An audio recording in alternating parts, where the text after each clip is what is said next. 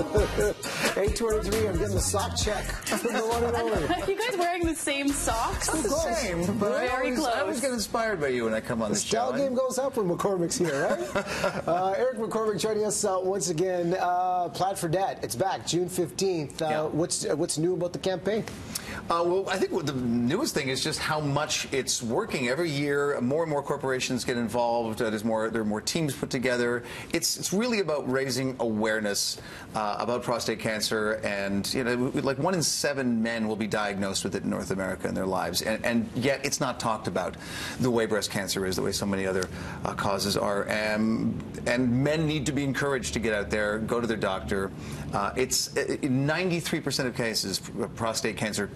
With early detection, we can treat it. Yeah, treat it. So it's a thing to be talked about. And what we do, it's really fun. On June 15th, if everyone in Canada wears plaid, everyone.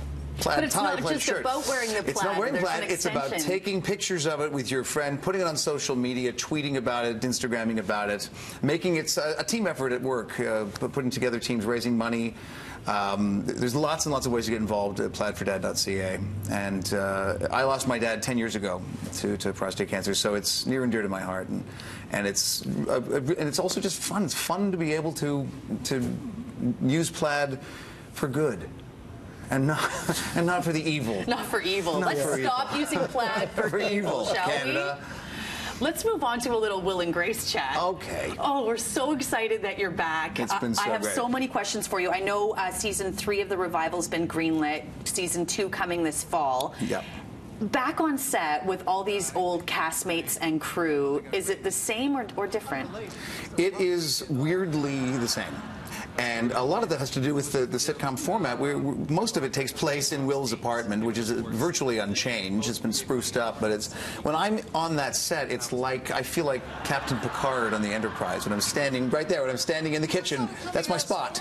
And I feel so at home, and the 4 of us together just feel like family.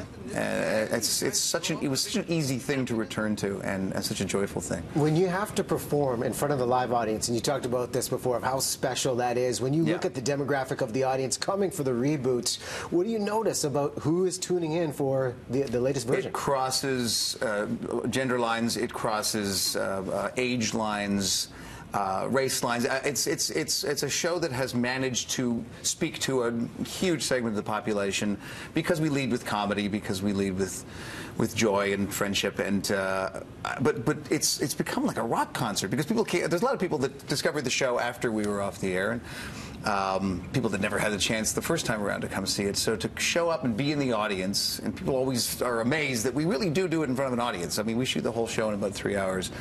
In front of a screaming crowd. It's like Arsenio Hall in the day. Oh, bring it back. We need a live audience in here. You do? I've been writing emails about that for months. Yeah. I have another question about Will and Grace. Okay. When the first stretch of Will and Grace was around, homosexuality, there was an incredible stigma about it, and it was a groundbreaking show. Fast forward to 2018. What's different in regards to the American or Canadian audience and their relationship with your show? Well, the answer to that should be, oh my God, it's all totally changed.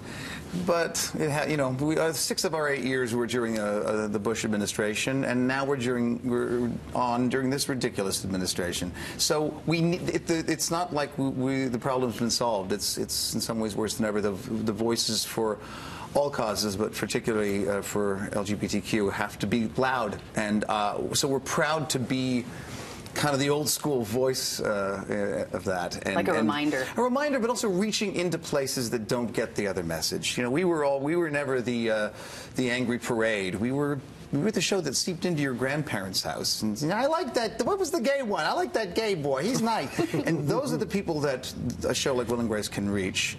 And they can watch it with their grandkids, and that's what's happening. So I think that's the import of it. First and foremost, we're funny, and secondly, we're a different voice, less political, perhaps, but there's something political about that.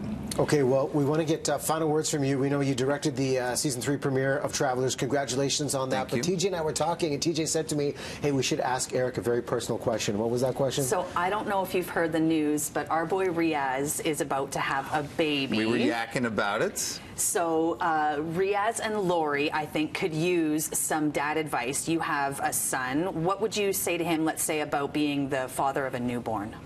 Well, and I don't have to tell you this, but be involved. Be involved. We were talking about taking classes. My wife and I took a parenting class before, and the woman said to the women, when dad tries to help, let him. Because all it takes for a lot of guys is to try once or twice, and if she's like, I got it, I'm the mom, it's like, okay, and they may never try again.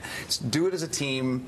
Dive in. Yeah. Learn how to swaddle. That's the big one. Learn how to swaddle. Swaddle. If you can swaddle your kid and they stop crying, you feel like a hero. You know, now that you said that, Lori's going to have a wish list of all the things that need to be done. Don't be afraid to help them. Yes. Eric, thank you so much for joining us on Breakfast Television. Plaidfordad.ca, June 15th is the big day. Thank you again. BT continues after this.